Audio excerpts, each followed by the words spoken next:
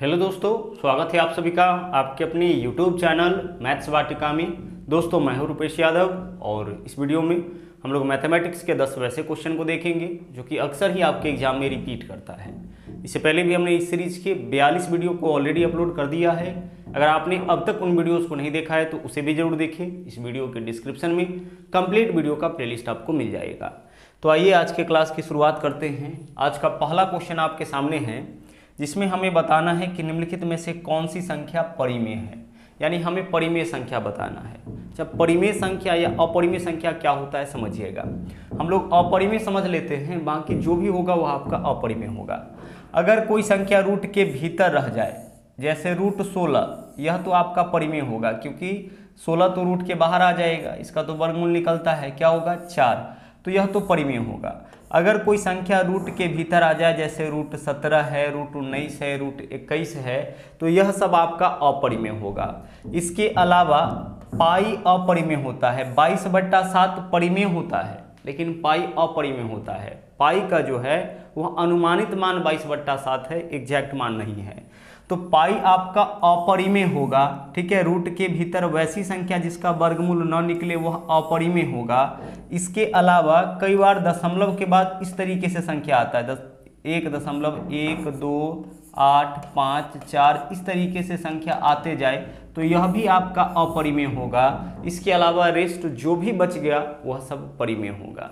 बोला यह जाता है कि जिसको हम लोग P/Q के रूप में व्यक्त कर सकते हैं, बट्टा के रूप में लिख सकते हैं, वह आपका परिमेय होगा। जैसे 7 के लिए हम 7/1 लिख सकते हैं तो 7 परिमेय होगा, है ना। चलिए अब आ जाइए, इसमें हमें खोजना है कि निम्नलिखित में से कौन सा परिमेय है, तो इसका वैल्यू निकाल के देखते हैं। देखिए 128 है ना, तो इसको तोड़िए जरा सा। 128 के लिए हम क्या लिख सकते हैं, 2 का पावर 7, ठीक है।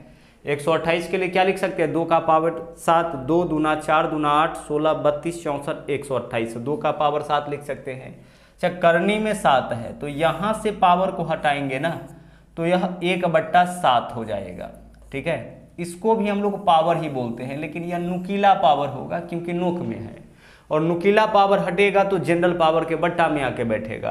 तो इस संख्या का जनरल पावर कुछ नहीं है, तो जनरल पावर क्या होगा 1, और नुकीला पावर 7, तो 7 यहाँ पे बट्टा में आ जाएगा। तो 128 के लिए 2 का पावर 7 लिखिए, और यहाँ करनी में 7 है, इसके लिए 1/7 लिखिए। अब घातांक और करनी का एक कॉन्सेप्ट है जिसको यहाँ पे यूज करना है कि पावर के ऊपर पावर हो और ब्रैकेट लगा रहे तो पावर का आपस में गुना। तो यह दोनों पावर है इसका, तो इस दोनों का आपस में गुना होगा, तो 7 गुना 1/7 करिएगा तो इससे तो यह कैंसिल हो जाएगा। क्या बचा, 2 का पावर 1 बचा, और 2 का पावर 1 क्या होगा 2, तो 2 का पावर 1 2, यानी कि यह क्या आ गया, परिमेय आ गया। तो हमें यही खोजना था कि निम्नलिखित में से कौन सी संख्या परिमेय है। अगर हम इसको लेके चले ना, देख लीजिए, इसको लेके चले तो क्या इसका हम लोग क्यूबिक रूट निकाल सकते हैं, 128 का घनमूल निकाल सकते हैं, नहीं निकाल सकते हैं। 128 को हम इस तरह से भी नहीं लिख सकते हैं कि यह जो पावर है वह काट के इस तरीके से वैल्यू आ जाए, ठीक है। तो हमारा आंसर यही होगा, जो रूट के बाहर आ गया वही परिमेय होगा, जो रूट के भीतर रह जाएगा वह आपका अपरिमेय होगा। बढ़ते हैं अगले क्वेश्चन में। अगला क्वेश्चन देखिए क्या है। बोला है कि एक वस्तु को 144 रुपये में बेचने पर सुमन को 4% की हानि होती है, तो 168 में बेचा जाए तो लाभ प्रतिशत क्या होगा। ध्यान से एक चीज़ समझिएगा, इस पूरे टॉपिक के अंदर क्रैमूल को हम लोग प्रतिशत में बात करें तो क्रैमूल को हम लोग 100% मान के चलते हैं। क्रैमूल हमारा कितना हो जाएगा, 100% हो जाएगा। तो 4% की हानि हुई है, इसका मतलब वस्तु को इसके क्रैमूल से 4% कम में बेचा गया होगा, मतलब कितना में बेचा गया होगा, 96% में बेचा गया होगा। आगे बोला है कि 168 में बेचा जाए तो कितना लाभ प्रतिशत होगा। यानी हमें इस क्वेश्चन में बताना है, हमें इस क्वेश्चन में यह बताना है कि जब 144 में बेचा गया ना, जब 144 में बेचा गया उस केस में क्या हुआ कि 4% की हानि हो गई। इसका मतलब 144 जो है वो आपका 96% का मान है। 144 कितने प्रतिशत का मान है, 96% का मान है। तो हम एक एक नियम लगाएंगे और इसी तरीके से एक एक नियम हम लोग लगाएंगे। देखिए 144 96% का मान है, तो 168 कितने प्रतिशत का मान होगा बताइए। तो 168 कितने प्रतिशत का मान होगा यह हमें बताना है। तो नहीं मालूम है कितने % का मान होगा, तो हम x मान लिए। ध्यान से समझिएगा पूरे कॉन्सेप्ट को। 144 अगर 96% का मान है तो फिर 168 कितने प्रतिशत का मान होगा, यह हम निकालते हैं। क्योंकि हमें यह पता लग गया कि 168 कितने प्रतिशत का मान है, तो हम यह बता सकते हैं कि कितने प्रतिशत का लाभ या हानि होगा। 168 अगर 100 से ज़्यादा आया, 100 से ज़्यादा परसेंटेज वैल्यू आया तो लाभ होगा, 100 से कम परसेंटेज वैल्यू आया तो हानि होगी। जैसे निकाल के यहाँ पे देख लेते हैं। देखिए इसको काटिए, 16 से काटिए, 16 छक्के 96 हो जाएगा। 16 से काटिएगा तो 16 नमा 144, 3 से काटिएगा 3 दूना 6, 3 तिया 9, इससे काटिए ऊपर से ऊपर वाला करता है तो 3 पंचे 15, 3 छक्के 18, क्रॉस मल्टीप्लीकेशन करिए, इधर कुछ नहीं है तो x और 2 गुने 56 कितना हो जाएगा 112, तो x का वैल्यू 112 आया।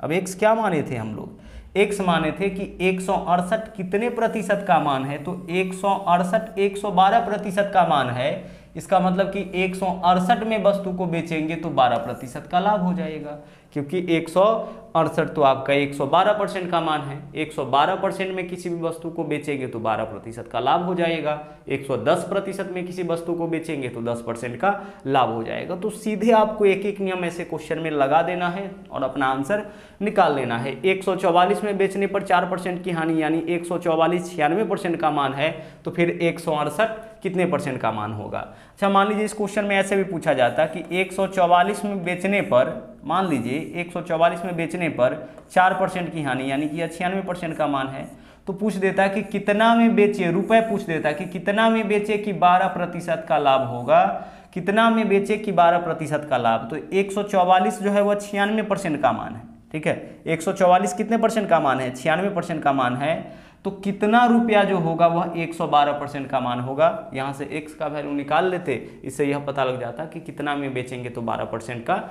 लाभ होगा। तो दोनों तरीके के क्वेश्चन को हम लोग यहाँ से बनाएंगे। प्रतिशत लाभ हानि निकालना होगा तो भी हम लोग यही मेथड उपयोग करेंगे, और अगर विक्रय मूल्य निकालना होगा तो भी हम लोग यही मेथड यूज करेंगे। आगे बढ़िए, अगले क्वेश्चन में आ जाइए। अगला क्वेश्चन है, एक अर्धवृत्त में a और c व्यास के सिरों को इंगित करता है। बात यहाँ पे अर्धवृत्त की हो रही है। जैसे देख लीजिए, यह आपका अर्धवृत्त हो गया। अच्छा, इसका व्यास हम बना लेते हैं। यहाँ पे यह व्यास हो गया, इसके सिरे को a और b इंगित करता है, a और b, ठीक है। यह आपका क्या हो जाएगा, केंद्र बिंदु हो जाएगा। अब a और b जो है इसके सिरों को इंगित करता है। आगे बोला है a और c। अच्छा, यहाँ पे ना b नहीं है, यहाँ पे आपका b नहीं है, यहाँ पे क्या है, c है। a और c सिरों को इंगित करता है, ठीक है। चलिए आगे, और b अर्धवृत्त पर कोई बिंदु है। चलिए, अर्धवृत्त पर मतलब यहाँ पे कोई बिंदु है ना, यहाँ इस पूरे में कहीं कोई बिंदु है b, तो कोण ABC का मान, तो कोण ABC इसका मान क्या होगा, यह हमें इस क्वेश्चन में बताना है। कोण ABC का मान, यह एंगल पूछा है कि क्या होगा, तो ध्यान से समझिएगा, यह तो आपका थ्योरम ही है। व्यास के द्वारा, यह आपका क्या है, व्यास है। व्यास के द्वारा परिधि पर बनने वाला कोण समकोण होता है, यानी कि 90 डिग्री होता है।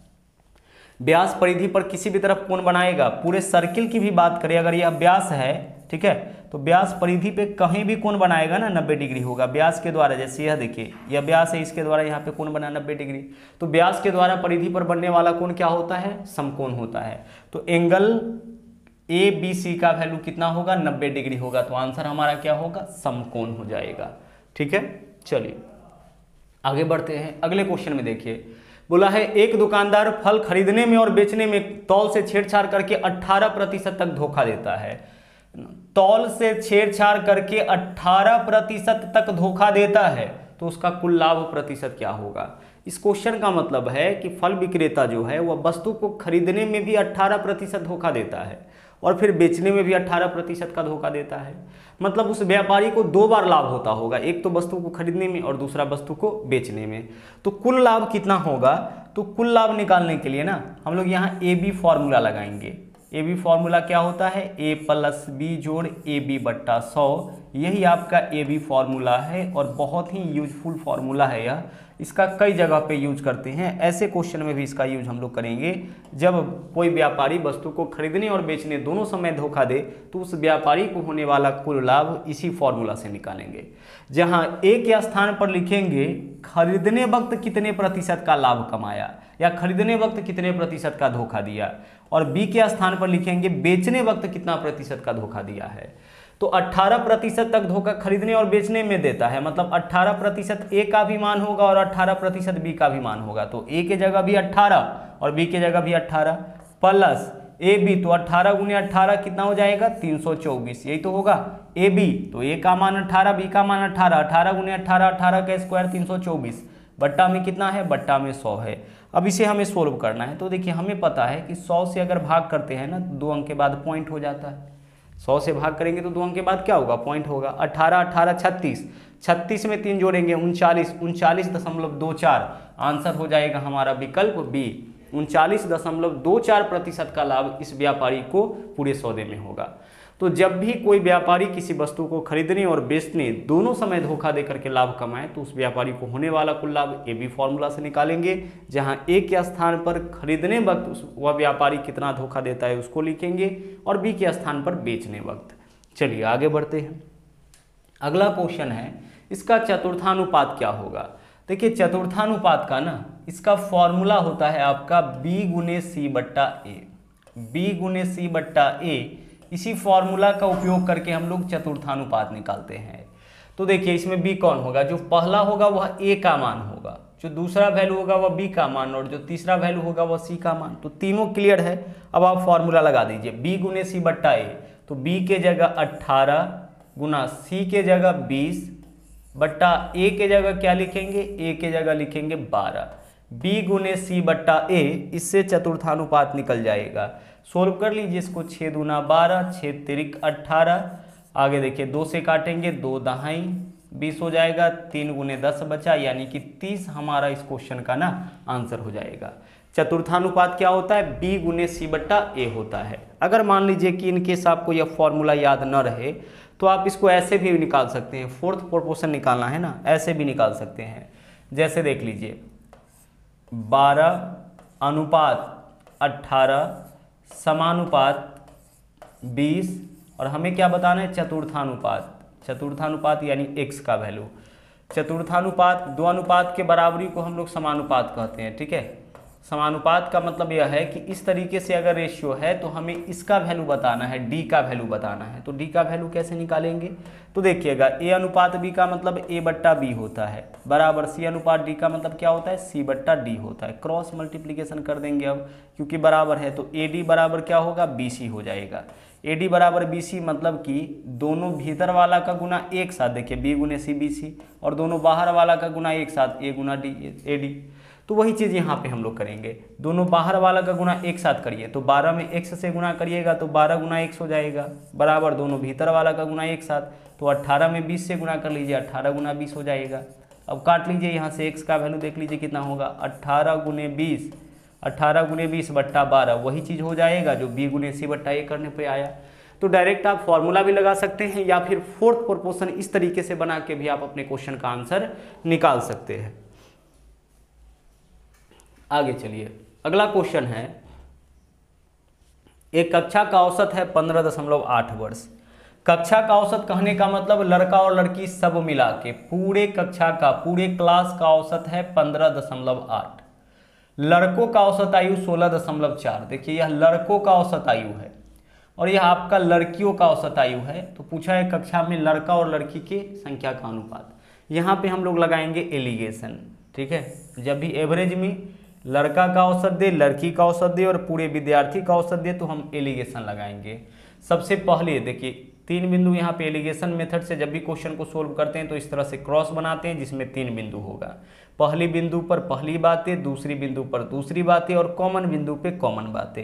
अब पहली बातें क्या होगा, तो जो लड़का का औसत आयु है ना उसको पहली बिंदु पर लिखेंगे, तो 16.4 इसको पूरा 164 आप लिख लीजिए, ठीक है। क्या, क्योंकि यहाँ भी 1 अंक के बाद दशमलव, यहाँ भी सब जगह 1 अंक के बाद दशमलव है, तो आप पूर्णांक में इसको ले सकते हैं, तो 164।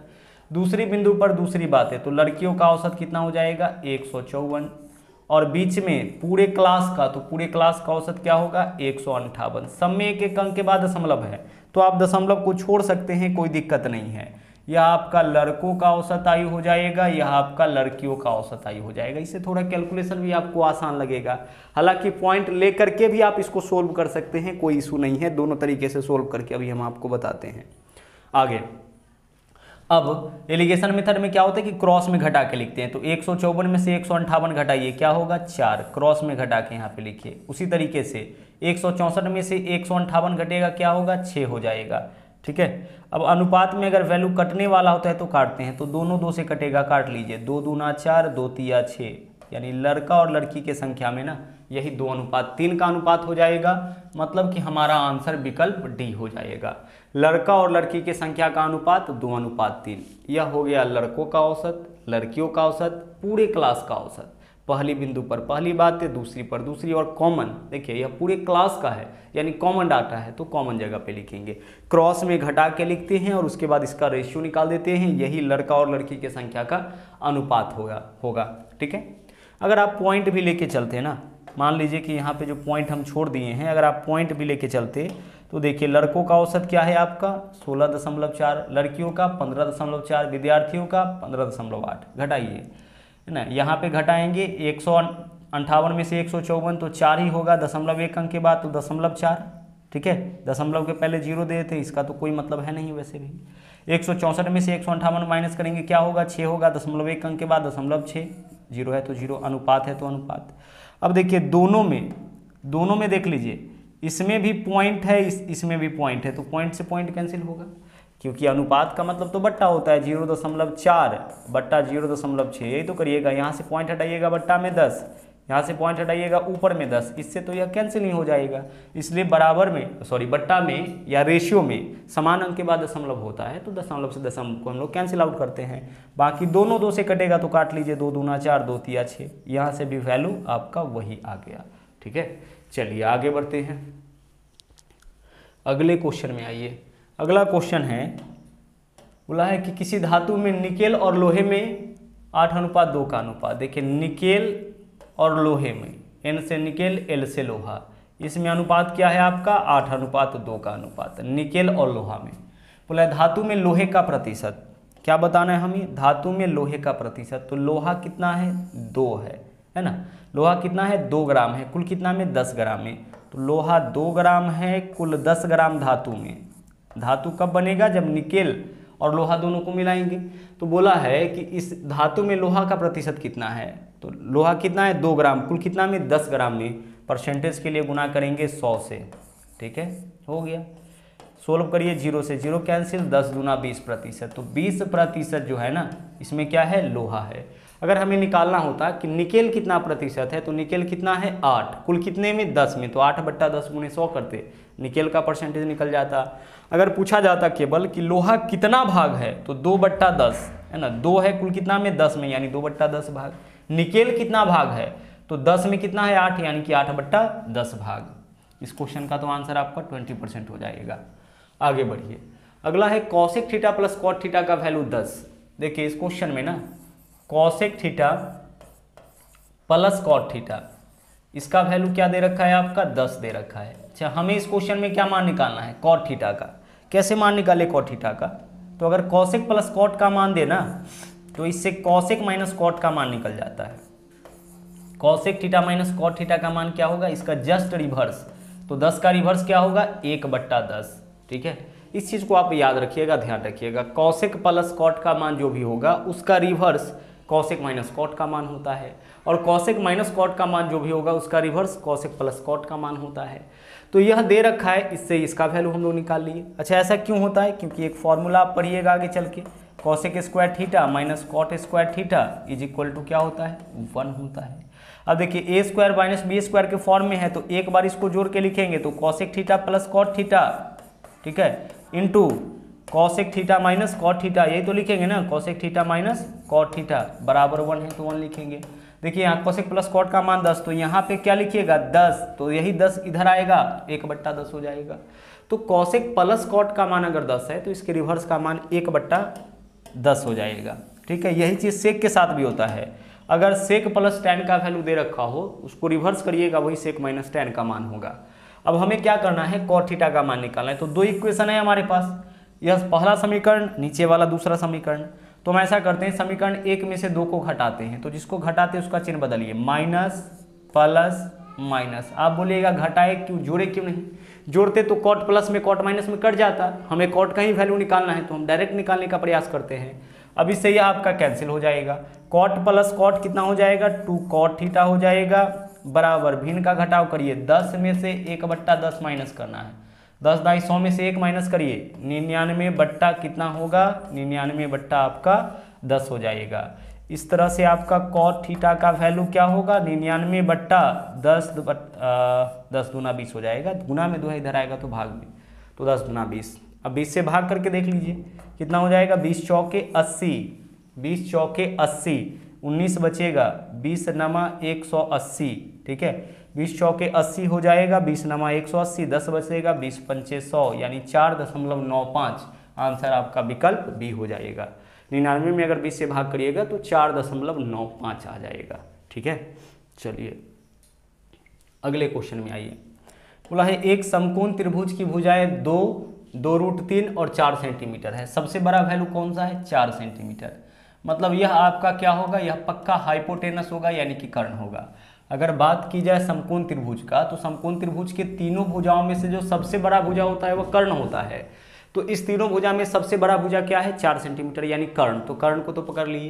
बोला इसके परिवृत्त का क्षेत्रफल, जैसे देख लीजिए परिवृत्त कहने का मतलब कि यह हमारा कोई समकोण त्रिभुज है, ठीक है, या क्या है हमारा कोई समकोण त्रिभुज है। अच्छा इस समकोण त्रिभुज के बाहर में अगर कोई वृत्त है तो यही क्या कहलाता है, परिवृत्त। अब हमें इस परिवृत्त का क्षेत्रफल बताना है, तो वृत्त का क्षेत्रफल तो तभी निकलेगा जब इस वृत्त की त्रिज्या निकल जाए। तो इस वृत्त की त्रिज्या कैसे निकालेंगे, तो समकोण त्रिभुज के, देखिएगा अगर हम बात करें समकोण त्रिभुज का ना, तो समकोण त्रिभुज के परिवृत्त की त्रिज्या, परिवृत्त की त्रिज्या होता है आपका, समकोण त्रिभुज के परिवृत्त यानी इसके बाहर बने वृत्त की त्रिज्या होता है h/2 यानी इसके कर्ण का आधा। समकोण त्रिभुज के बाहर बने वृत्त का त्रिज्या क्या होता है, कर्ण का आधा। तो कर्ण देख लीजिए इस क्वेश्चन में क्या है, 4, तो 4 का आधा कितना, 2, तो 2 सेंटीमीटर जो है ना वह आपका क्या हो जाएगा, परिवृत्त का त्रिज्या हो जाएगा, ठीक है। समकोण त्रिभुज के बाहर बने वृत्त की त्रिज्या कितना, 2 सेंटीमीटर। तो क्षेत्रफल क्या होगा, है ना, परिवृत्त, समकोण त्रिभुज के परिवृत्त का क्षेत्रफल, किसका क्षेत्रफल, समकोण त्रिभुज के परिवृत्त का क्षेत्रफल। वृत्त का क्षेत्रफल तो πr² होता है, तो लगा दीजिए पाई, परिवृत्त का त्रिज्या कितना है, 2, तो 2 का स्क्वायर कर लिए, 2 दूना 4, 4 पाई वर्ग सेंटीमीटर, यही हो जाएगा। तो आंसर हो गया विकल्प डी। त्रिज्या मालूम हो गया, परिवृत्त का त्रिज्या मालूम हो गया, कैसे, कर्ण का आधा 2 हो जाएगा। अब त्रिज्या 2 है तो क्षेत्रफल क्या होगा, πr², तो पाई r के जगह 2, 2 का स्क्वायर 4, 4 पाई हो जाएगा आंसर आपका। अगले क्वेश्चन में है, चलिए। राम एक 90 मीटर लंबे तालाब में तैरता है, वो एक छोर से दूसरे छोर तैरकर जाने में और वापस उसी रास्ते से आने में 180 मीटर की दूरी 1 मिनट में तय करता है, तो औसत चाल क्या होगा। देखिए औसत चाल यानी एवरेज फार्मूला का, एवरेज स्पीड का, ठीक है, कई फार्मूला है, जिसमें से एक फार्मूला है औसत चाल का कुल दूरी बट्टा कुल समय। एक फार्मूला आपका औसत चाल का क्या है, कुल दूरी बट्टा कुल समय। यहाँ पे हम लोग वही फार्मूला लगाएंगे। कुल कितना दूरी तय करता है, देख लीजिए, जाने और आने में 180 मीटर की दूरी, तो कुल 180 मीटर का दूरी तय करता है कितने समय में, 1 मिनट में, यानी कि 60 सेकेंड में। मिनट को सेकेंड में कन्वर्ट कर लीजिए, यानी कि 60 सेकेंड में, यहाँ सेकेंड को केवल एस से डिनोट किया है। तो 180 मीटर की दूरी तय करता है कितने समय में, 60 सेकेंड में तय करता है, क्योंकि 180 मीटर 1 मिनट में तय करता है। तो कुल दूरी बट्टा कुल समय। 90 मीटर है तालाब का, तो 90 मीटर गया फिर 90 मीटर आया, मतलब कुल 180 मीटर का दूरी तय किया, जो दिया भी है 1 मिनट में। तो कुल दूरी बट्टा कुल समय। काटिए, 6 3 18, ऊपर में क्या है 3, साथ में क्या है मीटर। अच्छा एस नीचे है तो एस का पावर -1 लिख सकते हैं। किसी भी संख्या का पावर -1 का मतलब कि वह कहाँ आ जाएगा, बट्टा में आ जाएगा। तो 3 मीटर पर सेकेंड हमारा आंसर, यानी हमारा आंसर इस क्वेश्चन का क्या होगा, विकल्प ए हो जाएगा। तो इस तरीके से आज का सेट आपका कंप्लीट हुआ। वापस मुलाकात होगी अगले दिन फिर से एक नए सेट के साथ। थैंक यू, जय हिंद।